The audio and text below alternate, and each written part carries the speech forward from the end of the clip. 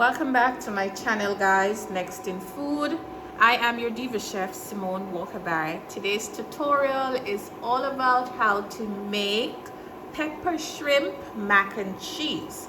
Alright, so in goes half-pound elbow mac and cheese in boiling water. Okay, you want to add some salt just to flavor up your macaroni. I'm using elbow. Whatever pasta you like, you can use it to make your mac and cheese.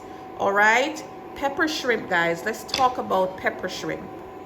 Pepper shrimp is a little snack that we love in Jamaica, and this is the dried pepper shrimp. There are two types of pepper shrimp in Jamaica.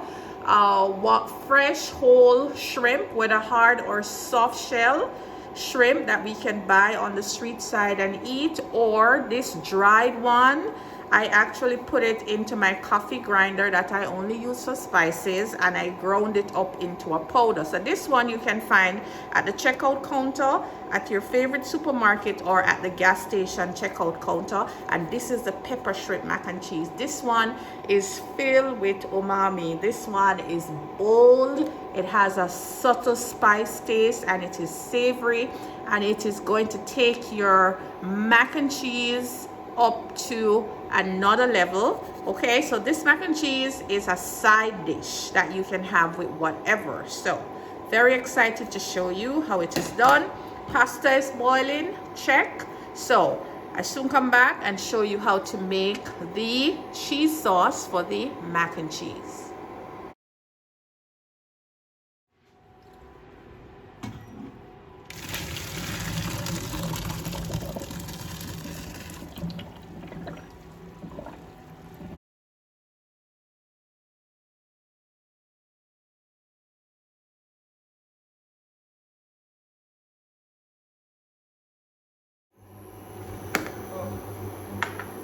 So guys, we have completed step one of mac and cheese, and that is boiling the pasta. Now step two, you're going to make a cheese sauce. A cheese sauce is a derivative from the mother sauce bechamel, and it is made by thickening milk or cream with a roux. So in this pot I have 3 tablespoons of melted butter, 3 tablespoons of butter, and we're melting it slowly. And then we are going to add some onions. This is 1 small red onion, and this is just to add some flavor to our mac and cheese. I'm using red onions, but a white onions or even scallions is just fine. So now that our onions are sauteed, we are adding 3 tablespoons of flour, and this is the roux. The roux is the thickening agent for the sauce. So in other words, simple words, the roux is a cooked mixture of equal fat and flour, and that is used to thicken your sauce. Some people call it roux sauce, but I don't want you guys to say that. The roux is the thickener. This is a bechamel sauce. So to get a cheese sauce, you have to make a bechamel sauce first, which is the same as the white sauce. Then once the cheese is added, it is now called a cheese sauce. All right, depending on the flour, this one looks a little loose, so I'm going to add 1 more tablespoon of flour. You don't want it too thick because pasta is already starchy, but you want it thick enough to coat the back of the spoon. So now that our roux is ready, I'm adding 2 cups of warm milk. Very important to warm the milk. The milk first allows the sauce to just continue cooking without any delay, any temperature drop. And you want to stir. I'm stirring with a wooden spoon, and you want to just stir and stir until your sauce is thickened. Now if you're stirring and it is lumping, feel free to use your whisk. for a smoother consistency. So step 2 is cheese sauce. And remember, to get a cheese sauce, you have to make a bechamel sauce, which is done by thickening milk or a combination of milk and cream with a roux. And the roux is made by cooking flour into melted butter. All right, look at this, guys. Look at this. So now let's add some seasoning. Garlic powder, 1 teaspoon. Smoked paprika, 2 teaspoons. Old Bay seasoning, 2 teaspoons.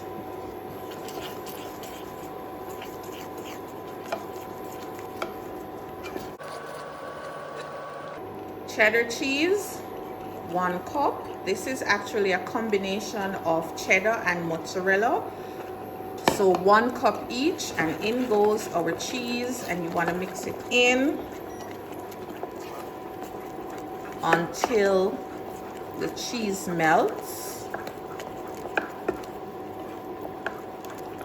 This is our cheese sauce.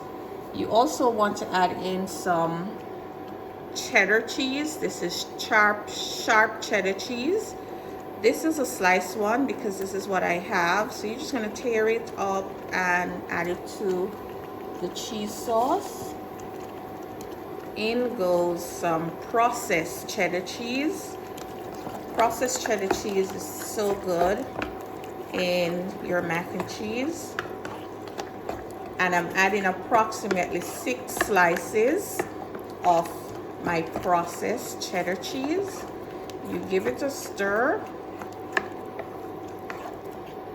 The slices are very thin, so 6 slices doesn't look like a lot, but it is enough.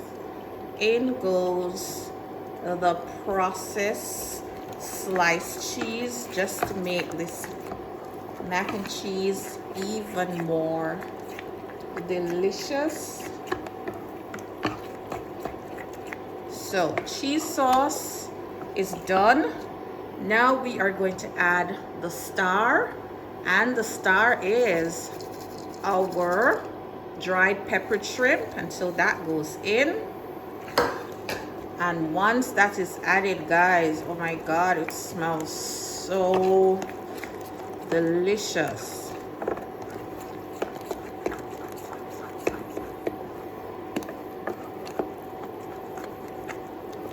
I'm just gonna give it a taste. Need to season with a little bit more salt. In goes some salt to taste. And then we are going to add back the pasta. So step 3 is to combine the cooked pasta with the sauce.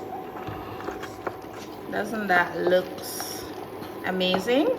Let me give you a little tip. When you're making pasta, or when you're making pasta for mac and cheese, do not overcook the pasta in step 1, because you're going to put it into the oven, and the oven is going to continue to cook the pasta. So you want to do the first cook halfway so that your pasta is still very much firm to the bite. Now guys, step 3 is completed. We are going to do step 4. I'll show you what that looks like. Step 4, guys, let's make a crunchy toasted panko bread topping for our spicy shrimp mac and cheese. So in goes 1 teaspoon smoked paprika, 1 teaspoon cayenne pepper, and that goes into 2 tablespoons plus 2 tablespoon melted butter plus 1 tablespoon of olive oil. Okay, then in goes ½ cup of panko breadcrumb. And so what we're going to do is combine. Breadcrumb is very dry and starchy, so it benefits from a little bit of fat, and the paprika that we added in along with the cayenne pepper is just going to add some flavor. And this is going to go over our mac and cheese, and when this bake up in the oven, it's going to be nice and crisp, a nice crisp topping. This part is totally optional, but I love to add it to the mac and cheese. It gives it that extra depth of flavor. So this is the completion of step 4. So step 5 is to put it all together. We're going to bake our shrimp mac and cheese at 375 for 20 minutes. In a cast iron skillet, this one is 9 inches round.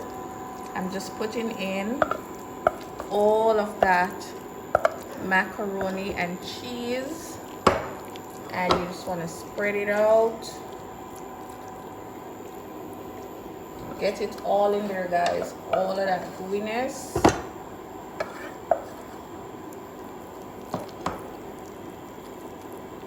In your cast iron skillet. If you don't have a cast iron skillet for this, any oven proof dish is just fine. Then we are going to add the reserved cheese from the 2 cups of cheese from this recipe. So we save some for the top. Just put it all in, and then finally we're adding our toasted breadcrumb.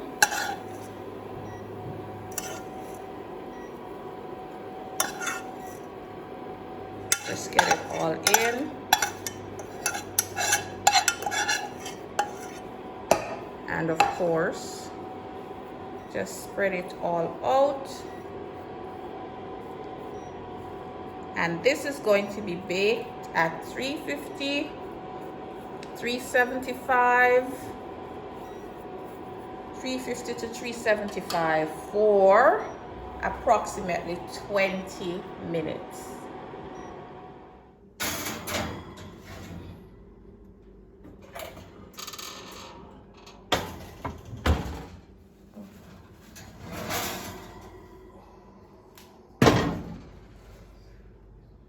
Guys, our dried shrimp, peppered shrimp mac and cheese is finally ready, and this is what it looks like. It is absolutely crunchy on top and gooey on the inside. I'm just gonna grab a spoon and give you a sneak peek of what the inside looks like. I'm just gonna go in. Look at that stretch. Give them a close-up on the stretch. Look at that, guys. Nice and gooey and crunchy on top. Now guys, if you are new to my channel, I want to welcome you. Go ahead and hit that subscription button. Remember to leave a comment down below. I'd love to hear from you. Also, share this tutorial with a colleague, a friend. Make this for your family. Dried peppered shrimp, a beloved Jamaican snack, is getting a moment in mac and cheese. I am your diva chef, Simone Walker Barrett. Take one last look, guys. Thank you so much for watching. I'll see you next time with another easy to make dish for your entire family. Take care.